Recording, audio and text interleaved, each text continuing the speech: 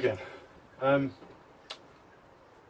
to start doing the keg build with my 2 beer kegs that I've managed to get hold of, the 50 litre Euro kegs. The last video I've removed the spears, which was a bit difficult, but we got there in the end. Done no damage.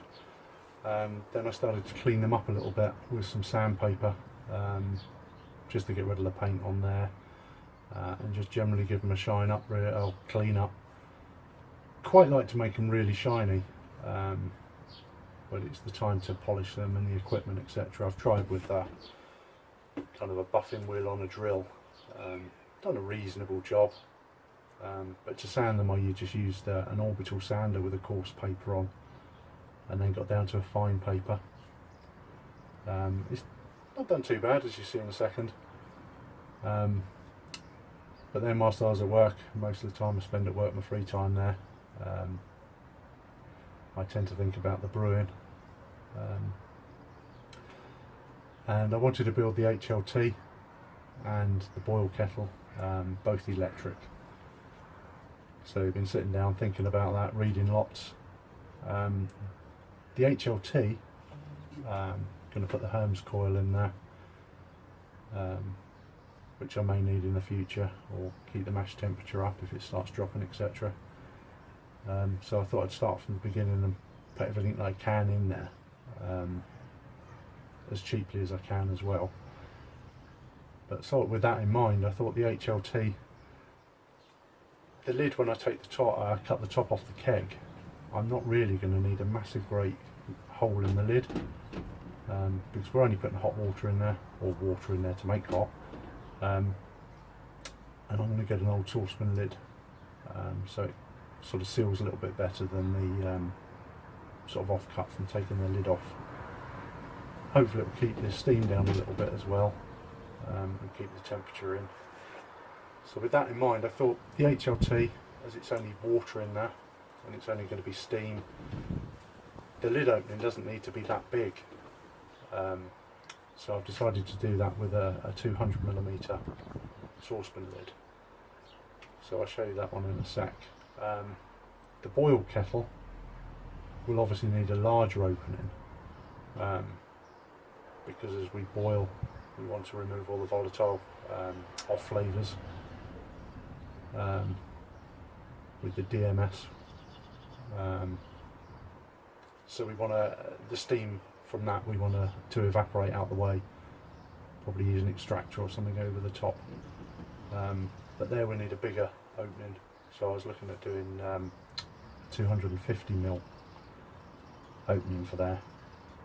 May even go to the 300, depends on what sort of size and how close I can get the grinder in there really.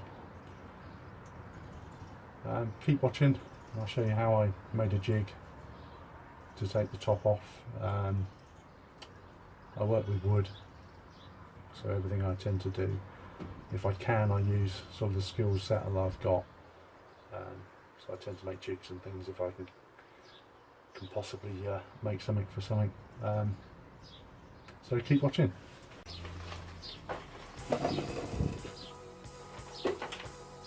Right, I've already marked out the top, but I'll show you how I've done that. I've made myself a wooden jig. It's just essentially 2 bits of softwood to make a right angle. So I can find, or make sure I can get a circle.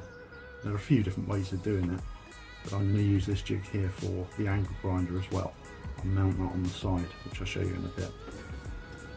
I managed to find a lid off of Nivea shaving foam, I think it was, that's the right size to fit inside the opening there.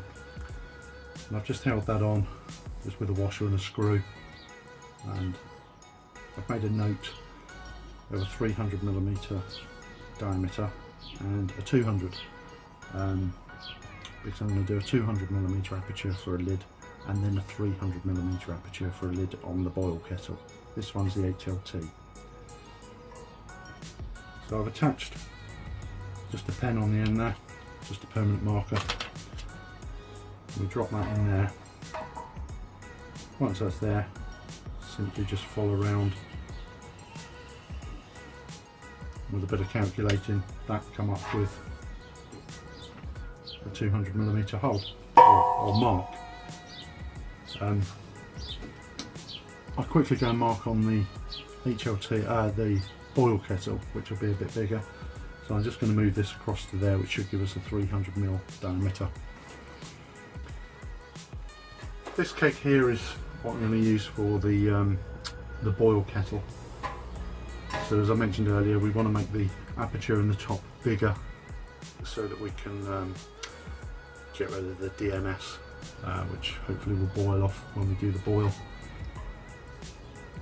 Again, just move the jig along, so as you may be able to see there if it's focused in. That was for the 200mm diameter. Now I've moved it along for the 3. So you simply put that in the top. I've just got to lower the pen because of the shape of the top there. There we go, just lowered the pen. And put my hand out of the way. So I'll stick a mark on there, drop a mark on the other side.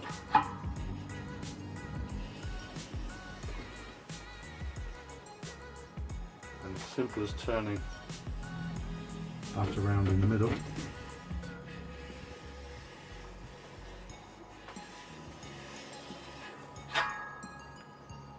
To put our mark on. Strictly, I suppose you don't need to mark a circle on there, because if you're using this jig and we set it up with the angle grinder, it should follow it. Another way of doing it is using the edge of the angle grinder on the guard up against this ring. Metalwork's not my thing, so I want to make it as easy as I can for myself, and that's why I've made the jig. So what I'm going to go and do now is just attach the angle grinder to here and work out where I've got to put my centre, so I can maintain my 300mm circle here for the cutout, and then obviously for the 200 for the HLT. Okay, I've attached the angle grinder to the jig, fed it with some cable ties. Can use like Jubilee clips, but cable ties are what I got. I've adjusted the centre of that just so we keep the 300mm. So from the centre of there to there is 150, and he follows the mark that I've got there. So obviously we want to keep nice and safe as we're doing all this. So I've got eye protection and ear protection on.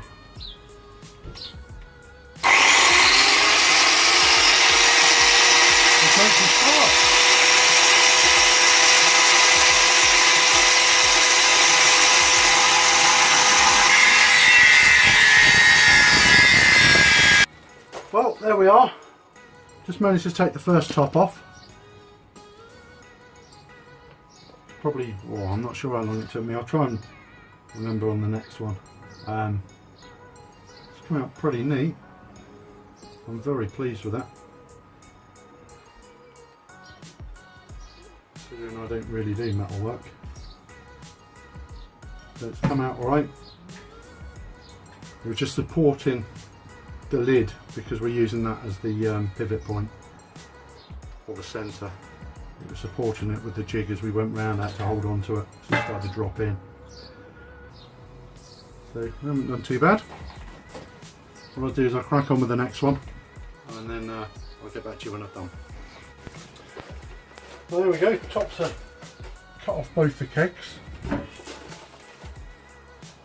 tidied up the sharp edges with a grinder and it's like a sanding sort of belt on it, where disc on it really, and then just a bit of sandpaper just to finish.